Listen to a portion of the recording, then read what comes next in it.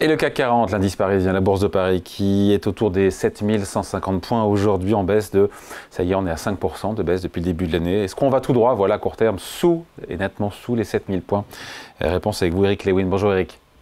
Bonjour mon cher David. Président de L Finance. Alors c'est vrai que cette hypothèse qui prend de plus en plus corps d'un pays qui serait sans gouvernement ni budget, c'est vrai que ça inquiète de plus en plus les investisseurs, notamment sur les marchés actions. Et puis seulement sur l'obligataire. Oui, alors d'abord, juste un mot de l'obligataire, parce que j'avais envie de revenir là-dessus avec vous, juste une minute mon cher David. En fait, sur l'obligataire, le taux à 10 ans français ne bouge pas tellement alors que l'écart de spread se réduit, s'accentue entre la France et l'Allemagne. Il était à 70 points de base il y a un mois, il est à 85 points de base. Alors vous allez me dire, que s'est-il passé? En fait, ce qui s'est passé, c'est que comme on price une forte baisse des taux d'intérêt de la Banque Centrale Européenne, certains estiment que dans 6 mois, le taux pourrait être à 1,75%. Il y a eu une très forte détente des taux longs en Europe. Le 10 ans allemand est passé notamment de 2,35 à 2,15 en l'espace d'un mois. Le 10 ans espagnol de 3,20 à 2,88. Et donc notre 10 ans français a même baissé de 5 points de base. Heureusement, d'ailleurs, heureusement qu'on a cette baisse des taux longs en Europe. Ça masque un peu nos propres turpitudes.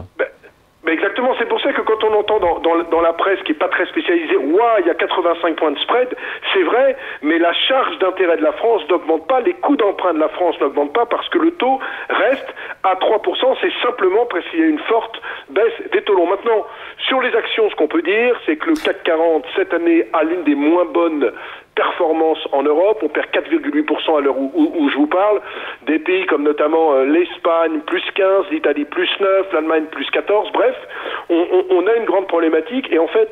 c'est le seul, pardon Eric, c'est le seul grand marché boursier en Europe, avec la Finlande, la France, qui est dans le rouge cette année, ça en dit long. On a 10 points d'écart de performance avec l'Eurostoxx, la moyenne des grandes capitalisations européennes.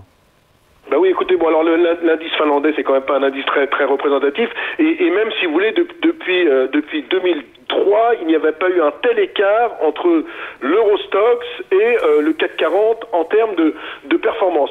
Alors c'est vrai que le CAC 40 baisse fortement cette année. Alors en fait il y a plusieurs explications. Il y a bien évidemment la grande problématique du budget.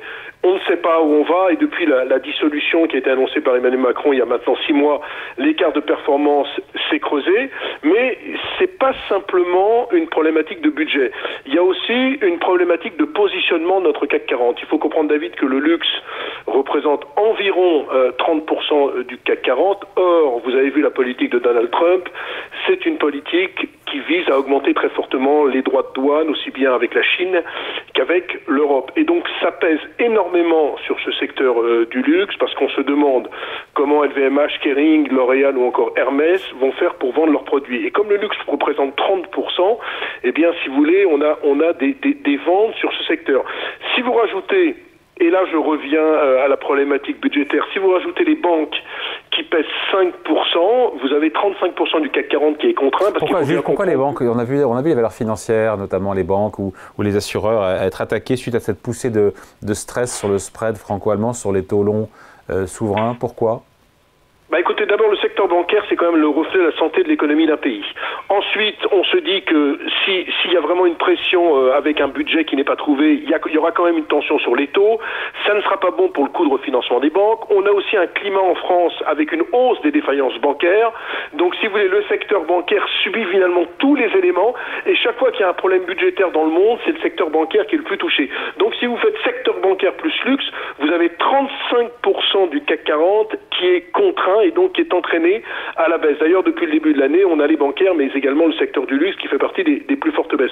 Donc, vous voyez, on a l'environnement avec Trump macroéconomique, la Chine, j'ai oublié d'en parler, mais la Chine qui va connaître simplement une croissance de 5%, qui pèse également sur le marché du luxe, c'est le troisième élément, donc le problème budgétaire, le problème des droits de douane et la Chine, et donc vous avez un CAC 40 qui réussit une performance plutôt cauchemardesque. Et encore, on n'a pas abordé les petits indices, mais le CAC Small, par exemple, qui est l'indice des petites et moyennes capitalisations et qui reflète vraiment l'état de santé de la France, il est à moins 12% depuis le début de l'année. Il y a une véritable dégringolade des petites et moyennes capitalisations sous 2 milliards d'euros. C'est très très compliqué parce qu'il n'y a plus de gérants et il y a beaucoup de retraits de fonds. Et sur ce risque politique, cette possibilité qu'il n'y ait plus ni gouvernement ni budget, comment c'est pricé par les investisseurs en actions sur le CAC 40?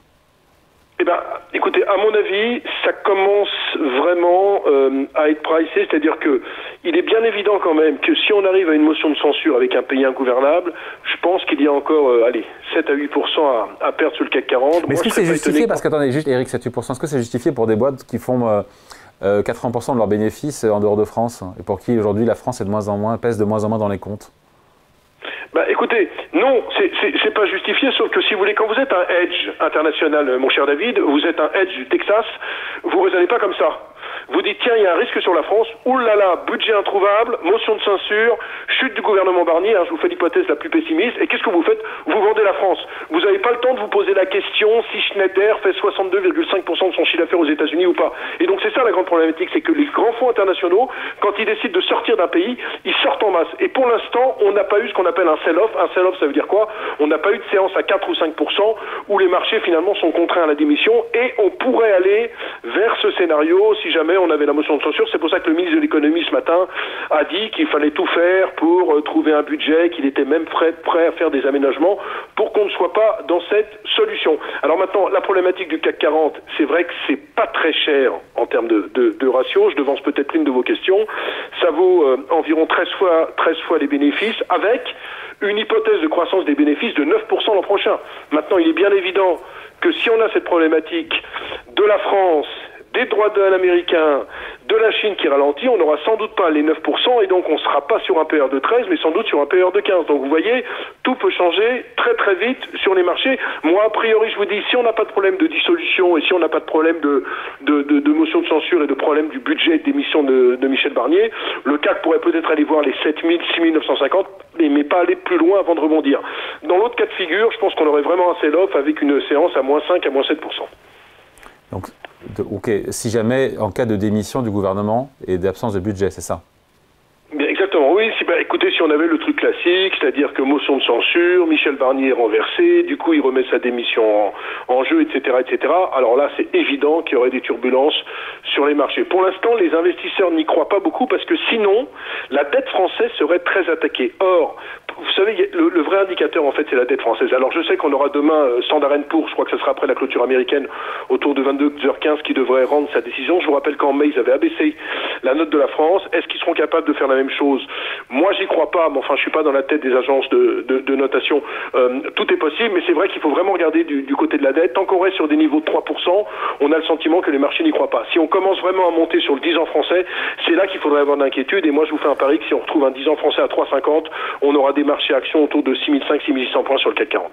Bon, après, pardon de faire la comparaison, mais les Standard & Poor's 500, ils nous explosent, ils surperforment le CAC 40, le S&P 500 de 30% cette année. Je ne sais pas ce que vous en pensez, mais c'est quand même un déclassement terrible pour le CAC 40 d'en être là. Non, mais moi je crois pas, moi j'aime pas cette histoire de déclassement, je dis simplement que nous, on est ultra positionné sur le luxe. On en a parlé, et le S&P 500, il y a de plus en plus, et même le taux, il y a de plus en plus de valeurs technologiques. Or, quand vous faites les 7 magnifiques, on pourrait faire un débat entier là-dessus, c'est là que se passe la croissance. Donc les investisseurs du monde entier se jettent sur la tech en ce moment parce qu'on croit aux vertus de l'intelligence artificielle, etc., etc. Vous avez vu qu'il y a une petite boîte qui vient de se coter, notamment sur Euronext Growth, qui s'appelle Lighton, qui vient de prendre depuis son introduction 50% en l'espace de 2 séances. Donc il y a une telle folie autour de l'intelligence artificielle, c'est que malheureusement à Paris, citez-moi une boîte du CAC 40 qui est un peu dans la tech, vous allez me dire ouais, Dassault Systèmes, Capgemini, et puis peut-être STM, mais STM est contraint parce qu'il y a une problématique de la voiture électrique. Donc la grande problématique en France, c'est qu'il y a très peu de tech dans le CAC 40. Or, qu'est-ce qui fait vibrer les marchés en ce moment? C'est la tech. Donc vous savez, cette année 2024, tout s'est aggloméré contre le CAC 40, le luxe, les droits de douane, la non-tech et la Chine. Et le risque politique français.